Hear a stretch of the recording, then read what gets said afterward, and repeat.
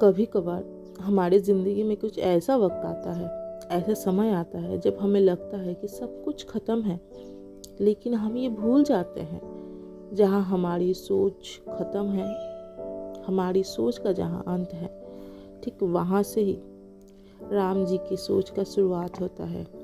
वो ईश्वर बहुत दयालु है, बहुत कृपालु है, बड़ी से बड़ी परेशानी से ऐसे निकाल देता है जो हमारे सोच से भी परे है। इसीलिए उस ईश्वर पर विश्वास करना मत छोड़ना, और परिस्थिति कैसी भी क्यों ना हो, प्रार्थना करना भी कभी बंद मत करना, अपने लिए और दूसरों के लिए भी। पता नहीं, शायद कहीं कोई ऐसा है जिसकी किस्मत हमारी प्रार्थना पर टिकी हुई है। अगर हम किसी और के लिए प्रार्थना करते हैं तो वो वापस किसी न किसी रूप में हमें वापस मिलता है। मैं कभी असत्य नहीं बोलता। वो राम जी परम कृपालु दयालु हैं। वो कभी भी अपने बंदों को मुसीबत में अकेला नहीं छोड़ता है। वो तो इंतज़ार करता है हमारे बुलावे का, हमारे प्रार्थनाओं का। लेकिन अक्सर ऐसा होता है कि जब भी मुश्किलें हमारे सामने आता है, हम डर जाते हैं और ऐसा कुछ कर जाते हैं जिससे मुश्किल और भी बढ़ जाती है। और यही वो समय है जब ईश्वर भी चाहते हैं कि हम उनको बुलाएं, उनसे प्रार्थना करें। श्री कृष्ण और सुदामा की कहानी याद है? श्री कृष्ण जैसे दोस्त होने के बावजूद भी सुदामा की ज़िंदगी कितनी कांटों भरी रही। ऐसा नहीं है कि वो भगवान को नहीं मानते थे। वो तो ऐसे भक्त थे कि खाने के लिए सिर्फ चावल का एक ही दाना था, वो भी उन्होंने श्री कृष्ण को समर्पित कर दिया।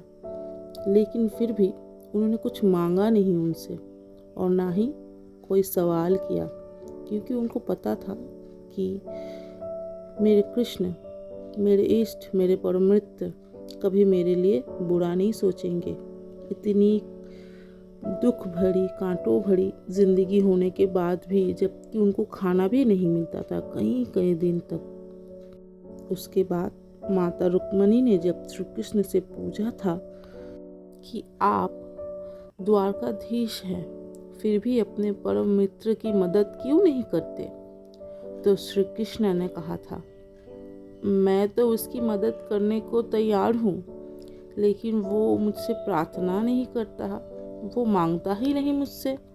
वो सिर्फ एक बार मुझसे मांगे तो, कि उसे क्या चाहिए। लेकिन मेरा मित्र तो ऐसा है कि उसे मेरे अलावा मुझसे कुछ नहीं चाहिए। मेरा मित्र सिर्फ एक बार मेरे पास तो आए। कुछ ऐसा हुआ कि सुदामा की पत्नी को पता चला कि श्री कृष्ण, श्री द्वारकाधीश उनके पति के मित्र है, तो उनकी पत्नी ने उनको विवश किया श्री कृष्ण से मिलने के लिए। बहुत कहने के बाद सुदामा राजी हुए, लेकिन उन्होंने अपनी पत्नी को कहा कि मैं सिर्फ मिलने जाऊंगा, कुछ मांगने नहीं। और जाते समय घर में थोड़ा जो सूखा खाना पड़ा था वो भी लेकर गए। इतने दिनों बाद अपने मित्र से मिलने जा रहे हैं तो खाली हाथ कैसे जाते। और फिर हुआ चमत्कार।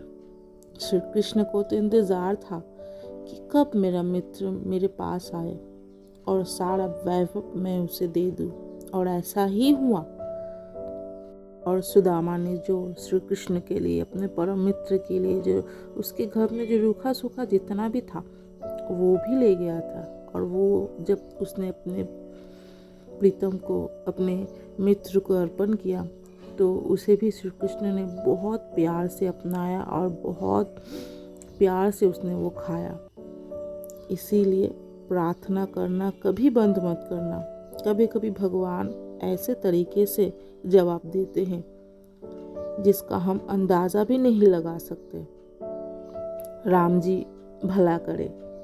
खुश रहो।